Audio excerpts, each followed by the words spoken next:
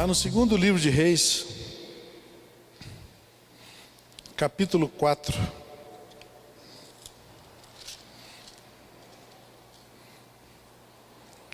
Segundo livro de Reis, capítulo 4, do versículo 38 até o 41.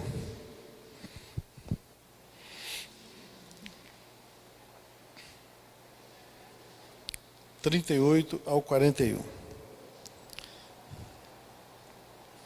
Diz o seguinte: voltou Eliseu para Gilgal, havia fome naquela terra, e estando os discípulos dos profetas assentados diante dele, disse ao seu moço: põe a panela grande ao lume e faze um coziado para os discípulos dos profetas. Então saiu um ao campo a apanhar ervas e achou uma trepadeira silvestre, e colhendo dela, encheu a sua capa de colossíntitas, voltou e cortou-as em pedaços, pondo-as na panela, visto que não as conheciam. Depois deram de comer aos homens. Enquanto comiam do cozinhado, exclamaram: morte na panela, ó homem de Deus! E não puderam comer. Porém ele disse: trazei farinha. Ele a deitou na panela e disse: tira de comer para o povo. E já não havia mal nenhum na panela. Irmãos, se a gente for ler, os próximos capítulos desse livro, a gente pode perceber da fome que vinha assolando aquela época, naquela terra, como as pessoas estavam desesperadas, buscando alimento, como as pessoas não tinham o que comer. Se a gente for ver depois ali no capítulo 6, a gente vê que eles estavam praticando inclusive canibalismo, lançando sorte das crianças que iriam morrer para alimentar os adultos. Eles estavam alimentando de qualquer coisa, inclusive de coisas que para eles eram imundas. A gente vê para frente eles alimentando de esterco de pombos, alimentando de cabeça de jumento, que para eles era um animal imundo e impuro. Uma cabeça de um jumento, segundo a palavra de Deus, valia 80 siclos de prata, que era uma grana considerável. Então as pessoas estavam desorientadas, desesperadas. E eu comecei a meditar nessa palavra e trazendo para a nossa realidade atual, como o nosso país, as várias regiões têm sido assoladas também por uma seca terrível, Segundo os institutos aí, que há mais de 50 anos não havia uma seca como essa.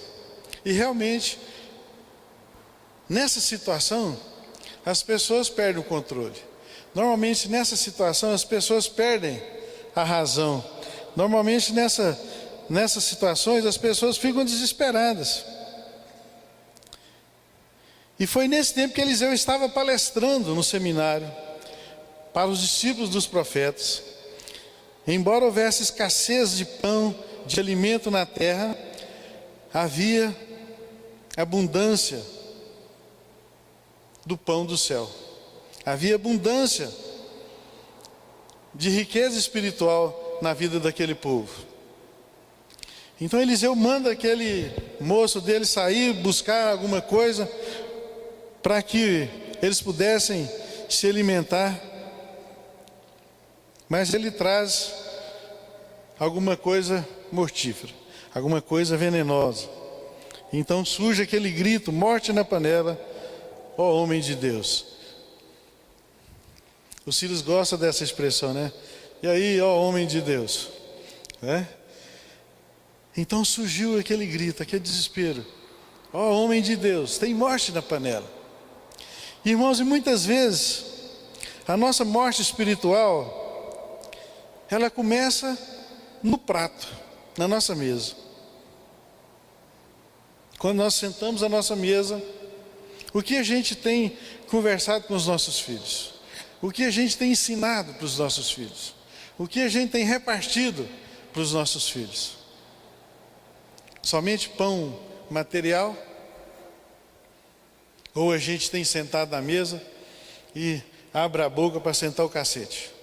Falar mal dos irmãos da igreja, falar mal da igreja,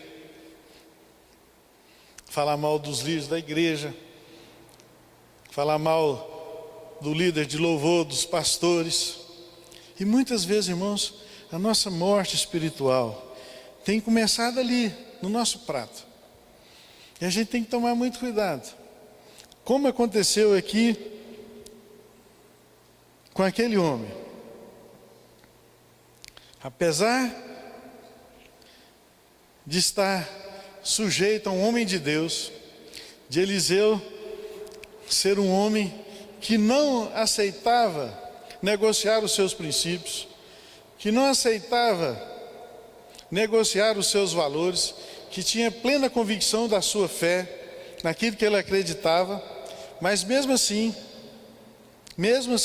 ainda aconteceu essa situação. E naquele lugar, irmãos, havia comunhão religiosa, tinha pobreza, tinha fome, mas tudo isso não impedia a comunhão dos irmãos. Amém? E a gente, na primeira dificuldade, o que a gente faz? Abandona o barco. Pula fora. Estou fora. Não é verdade? Primeira situação adversa, primeira coisa que a gente faz, tirar o nosso time de campo. Os irmãos estão entendendo isso? E aqueles irmãos não, apesar de toda aquela dificuldade, de toda a provação, né? Mesmo estando ali com o profeta Eliseu, de forma nenhuma, eles perderam a comunhão, eles perderam a unidade. Então havia comunhão religiosa entre eles.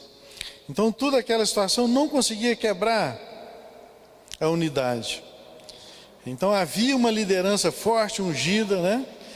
Eliseu, um grande profeta, um homem poderoso em obras, valioso nas suas ações, mas mesmo assim aconteceu a morte na panela. Irmãos, e a morte na panela é uma realidade dolorosa na vida da nossa igreja, da igreja dos dias atuais. Muitos estão buscando alimentos como ovelhas, buscando pastos verdejantes, inquietas, famintas. Estão buscando cada vez mais novidades. Buscando aquilo que é a satisfação pessoal. Buscando aquilo que satisfaz a sua vontade, o seu desejo. Buscando aquilo que venha de encontro os seus pensamentos. E aí, irmãos, muitas vezes acontece o que aconteceu com aquele rapaz. No meio da seca, tudo seco, ele viu uma trepadeira viçosa. E ele falou, é aqui que a gente vai tirar o nosso sustento. E muitas vezes, irmãos, a gente tem feito isso. Buscando as coisas pela aparência, buscando as coisas bonitas aos nossos olhos, né? A Bíblia diz que tem muitas coisas, né? Tem muitos caminhos que a nós homens parecem caminho do bem, caminho de paz, mas para Deus é caminho de morte. Para Deus é caminho de morte. Então a gente tem que ter sabedoria, né? Cuidado, prudência, para a gente não ir pelas aparências, para a gente não ir por aquilo que é mais bonito, né? O joio e o trigo são semelhantes, mas um é alimento e o outro é morte. Um é veneno. Então, irmãos, a gente tem que ser muito prudente para a gente não ser enganado pelas aparências. Muitas coisas parecem, mas não são, né? Lembra daquela propaganda? Aí eu não lembro, mas eu já li. É o Ricardo que lembra, o Otaviano, daquela propaganda do Denorex. Parece remédio, mas não, né? O Paulão também lembra, né? Então a gente tem que tomar cuidado, porque as coisas nem sempre são o que aparentam. E foi o que aconteceu, né? O Okada também usava o Denorex, ele lembra do Denorex. Então, irmãos, a gente tem que tomar cuidado com aquilo que é aparente, com aquilo que enche o nosso coração. Quando Deus mandou o profeta escolher um rei de Israel, o que Deus falou para ele? A única coisa que Deus recomendou para ele: você não vai escolher segundo formosura, segundo aparência. E quando chegou na casa de Davi, o que o pai de Davi fez? Trouxe os mais bonitão, os grandão assim, igual ele, Ricardo.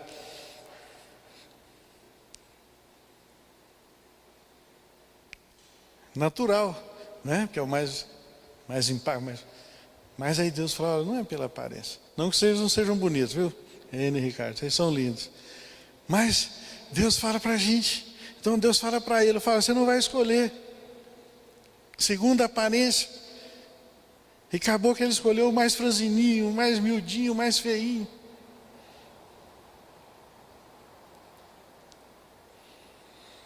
Nós tivemos recentemente na nossa igreja, tem uma equipe de cristãos aí que são motoqueiros, e à noite eles vieram visitar a igreja. Eles têm um grupo de teatro. Aí vem um cara medinho primeiro para sentar ali. Foi um trabalho para esse irmão entrar na igreja.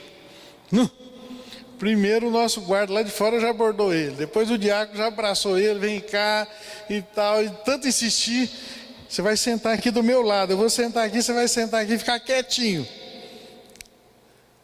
E fazia parte do teatro, né? Ninguém estava sabendo,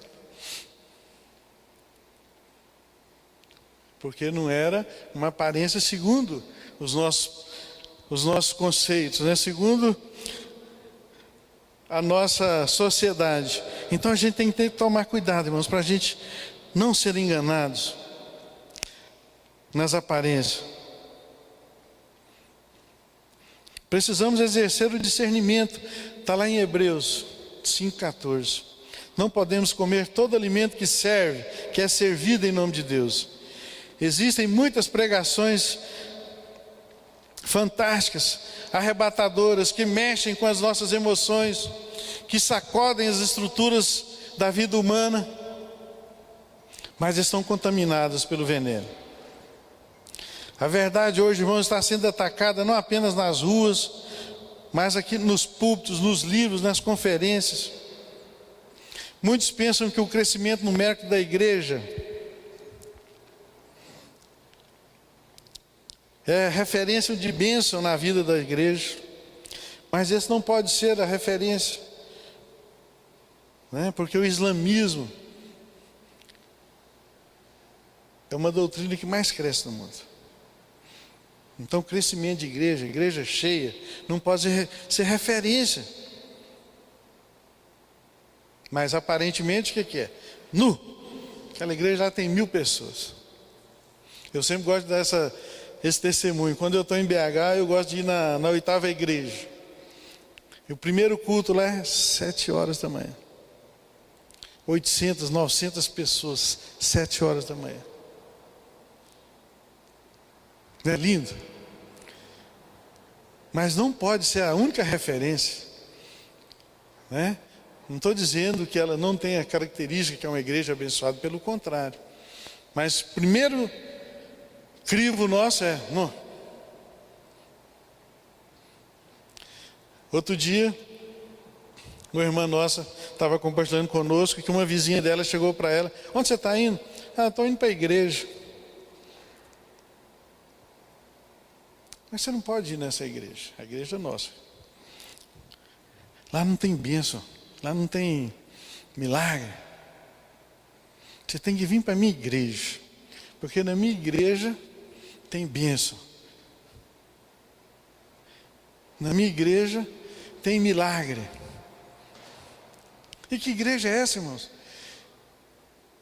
Onde tem bênção, onde tem milagre, se não for a presença de Jesus? Aonde tem bênção, onde tem milagre, se não for pela vontade do Pai? E quem disse aqui não tem bênção, não tem milagre? Se a gente perguntar aqui, todos nós teremos testemunhos que fomos abençoados, que recebemos milagre. Por quê? Pela presença de Jesus, pela presença do Espírito, né? Essa semana, sempre quando eu estou em Uberlândia, eu trago meu netinho na escola.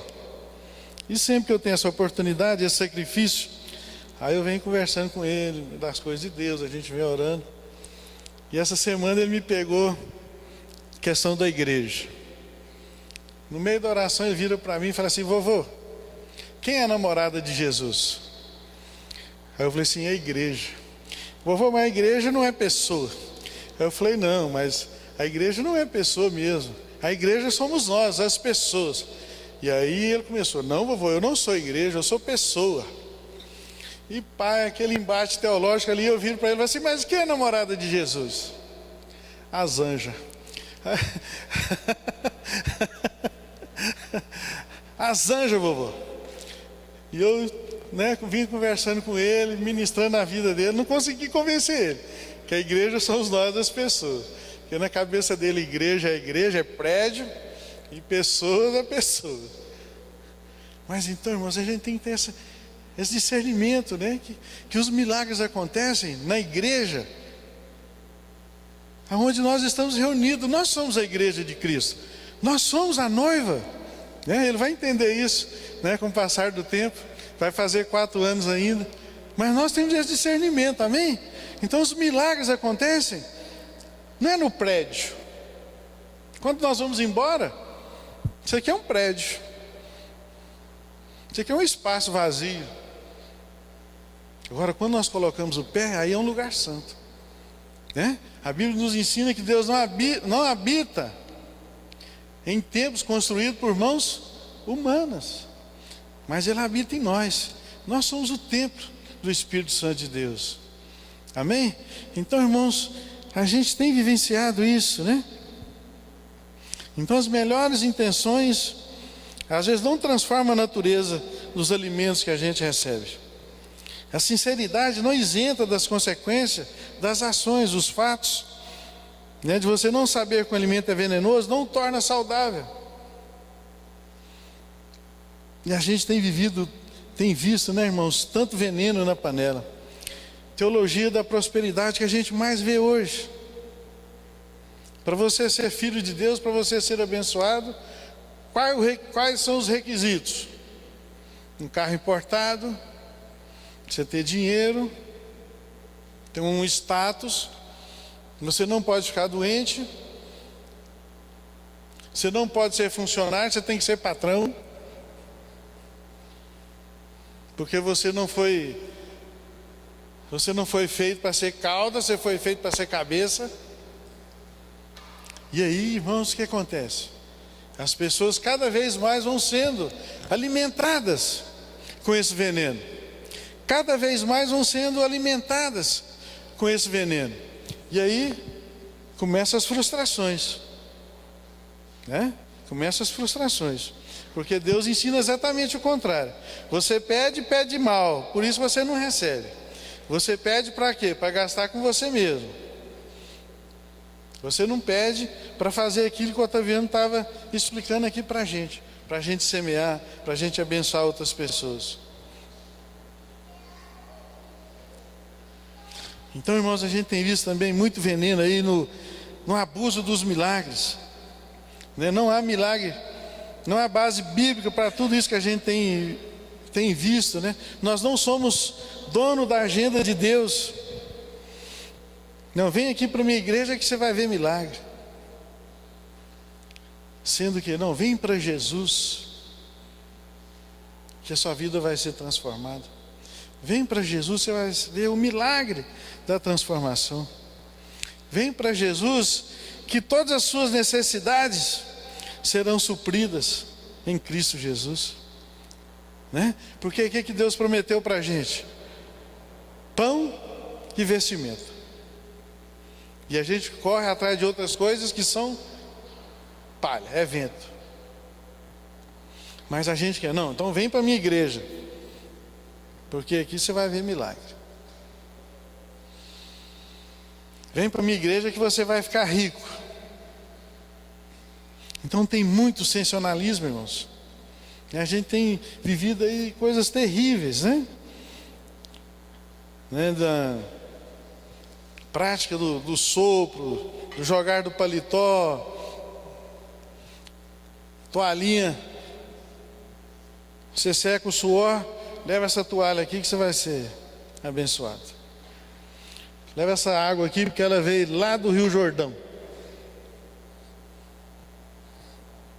Esse azeite aqui foi feito lá com as olivas lá do Monte Oliveira.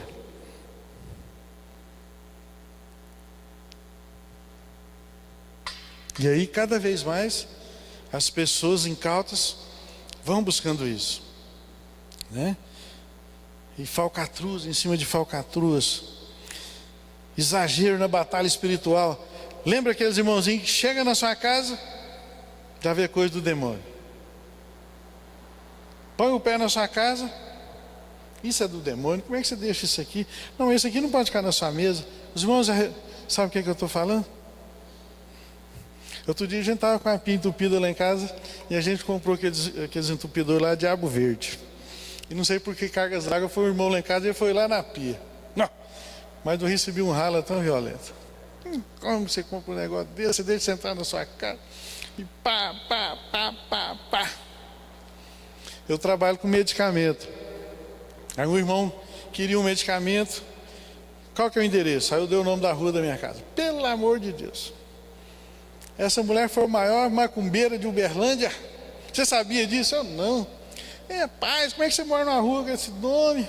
E nós temos que ir lá para sua casa fazer a campanha de oração para libertar a sua rua. Eu falei, irmão, para com isso, rapaz. Quer saber o nome de mulher? Porque lá em casa habita o Espírito Santo de Deus, né? O que a Bíblia diz? Se o Senhor não edificar a casa, em vão vigia a sentinela, né? Se o Senhor não edificar a casa, em vão trabalhos que edificam. O nosso socorro, o nosso esconderijo está no Senhor. Mas a gente tem vivido isso, né? Que as pessoas chegam e já vê diabo em tudo, vê demônio em todo lugar, que aquela decoração da sua casa, aquilo é coisa do diabo, aquilo foi consagrado para A, para B. Pessoas que fazem campanha porque dá nome aos demônios da cidade. Não, nessa cidade tem o demônio X, o demônio Y, e vamos para as entradas da cidade fazer campanha. E muitas vezes a gente esquece o que a gente tem que anunciar.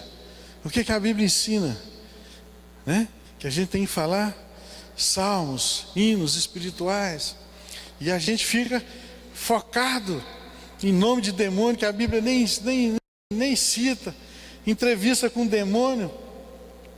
O diabo é o pai da mentira, não é verdade? E aí eu vou ficar entrevistando o diabo para quê? Para extrair o quê? Ele vai falar alguma verdade? Vai falar mentira. Esse não é o nosso papel. E isso, irmãos, cada vez mais, né, tem sido assim tão propagado. O excesso da oferta, né? Nós sabemos que a oferta é bíblica, a igreja precisa. Mas é outro veneno que tem sido colocado na nossa mesa, irmãos. Hoje que a gente mais vê é mercadejando o evangelho, voltando lá na Idade Média, aonde as pessoas tinham que comprar a salvação. As pessoas tinham que pagar indulto. Você quer ser próspero? Tem o carnê da prosperidade. Você quer uma oração forte? Tem o carnê da oração forte. Você quer ser assim, ser assado? Então tem o carnê. E se você não recebe, é porque você não tem fé. Você não semeou. Você não ofertou. E a Bíblia diz que a gente tem que ofertar com singeleza no coração. Coração grato. Nós temos que ofertar entendendo Aquilo que o Otaviano ministrou para a gente. Todas as coisas pertencem a Deus, né? Tudo que a gente tem foi Ele que nos deu. E aí eu entendo isso, então eu venho e oferto. Eu venho e dizimo. Eu não preciso mais, irmãos, né, chegar ali e comprar uma fronha para mim dormir. Eu já compartilhei isso com vocês, que a irmã chegou para mim, queria participar da campanha da fronha. Eu perguntei quanto é essa campanha da fronha. Não sei se é 300, se é 500 reais. Não, eu tenho que comprar a fronha. Mas meu marido não quer, o que eu faço? Obedece seu marido. E a mulher começou a chorar, porque ela não queria obedecer o marido. Então obedece seu marido. Porque o preço já foi pago, amém? O preço já foi pago, o sacrifício já foi feito, né? E eu cumpro literalmente aquilo que está escrito. Eu me deito e logo me pego no sono, porque só tu me faz repousar seguro, amém? Então eu não preciso de fazer essas coisas, irmãos. Eu não preciso de receber esse alimento, porque isso é morte, isso é opressão, isso é morte na panela.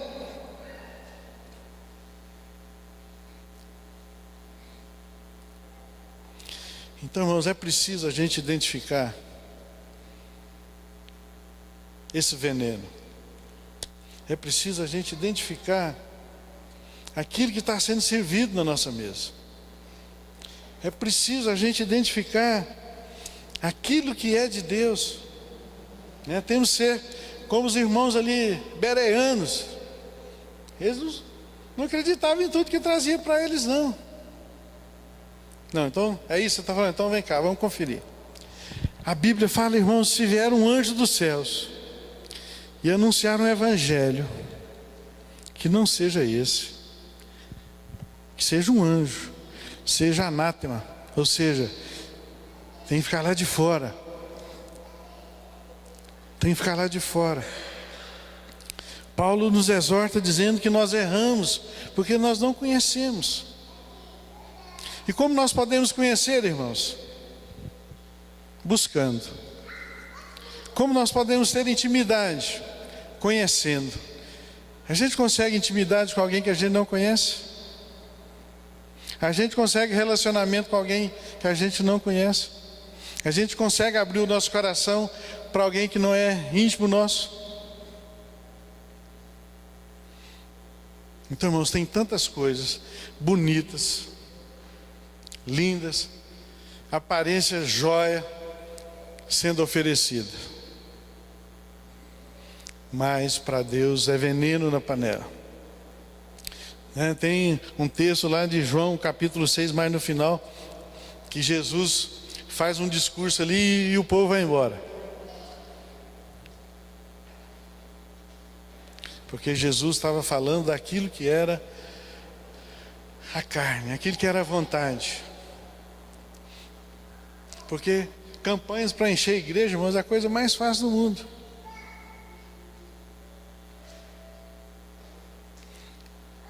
Vem para cá que você não vai ter problema. Vem para cá que você vai ser milionário. Você vai trocar de casa, você vai trocar de empresa. Você tem uma empresa, você vai ter 10.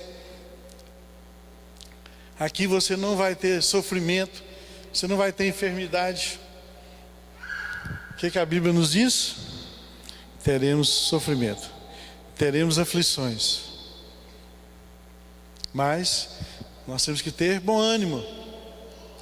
Então a Bíblia, em momento algum, Jesus, em momento algum, promete para a gente uma vida light, uma vida sem problema. Pelo contrário, é uma vida tribulada, cheia de dias maus, mas com a certeza que nós temos um advogado, né? Com a certeza que Ele tem uma mesa linda, colocada para nós. Ele tem uma mesa colocada na presença dos nossos adversários. Ele tem uma mesa aonde tudo isso foi vencido, tudo isso foi superado.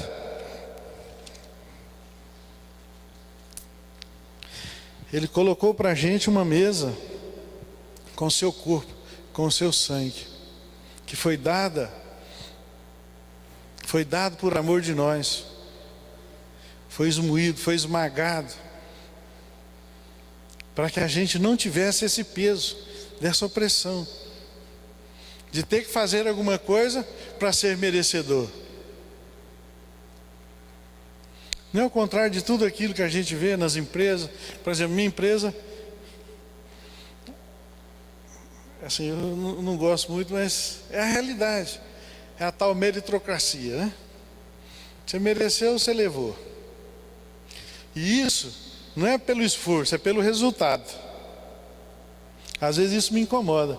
Você viu que uma pessoa esforçou, se empenhou, batalhou, buscou, não atingiu o resultado, é limado. Às vezes outra pessoa, no caso nosso lá, outro vendedor, você sabe que é mais malandro, tarará, tarará, atingiu o resultado, está no pedestal. E é o contrário daquilo que é a matemática de Deus, daquilo que Deus ensina para a gente. Nós não temos que provar nada, amém? Nós não temos que fazer nada. Não é pela minha força, não é pela minha inteligência, não é pelo meu bolso, mas é pelo sangue do Cordeiro, amém?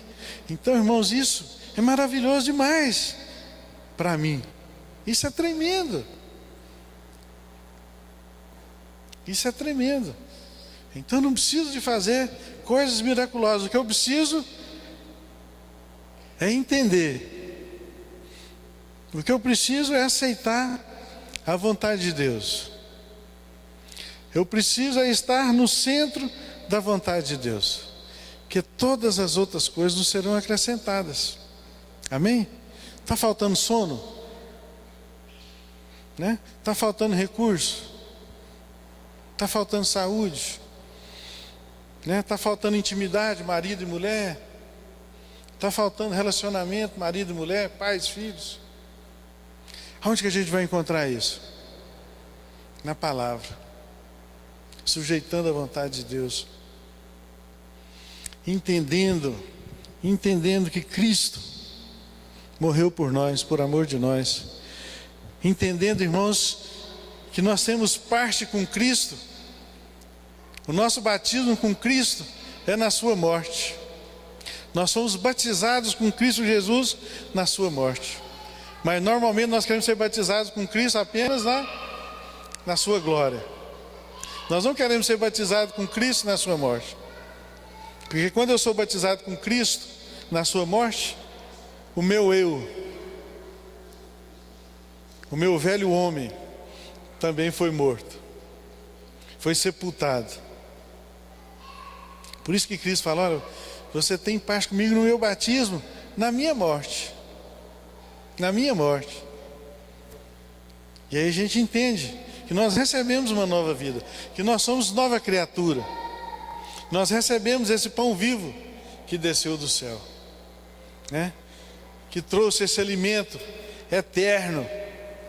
Lá em João 6 ele diz: olha, vocês não estão recebendo o pão que os seus pais receberam. Porque quem recebeu daquele pão, quem comeu daquele pão, vai ter fome de novo. Agora, quem se alimentar de mim, jamais terá fome, jamais terá sede. Amém? E nós vamos, irmãos, participar da ceia nesta manhã, entendendo isso, que nós somos mais privilegiados que os nossos antepassados, que estamos recebendo o pão vivo, que foi moído por amor de nós, né? Estamos recebendo aqui o sangue, que foi derramado por amor de cada um de nós, né? Vamos tomar o sangue de Cristo, fazendo isso em memória dele, até que ele venha, entendendo que ele vai voltar. Que fazemos isso, né, com o coração em paz, visando relembrar esse sacrifício.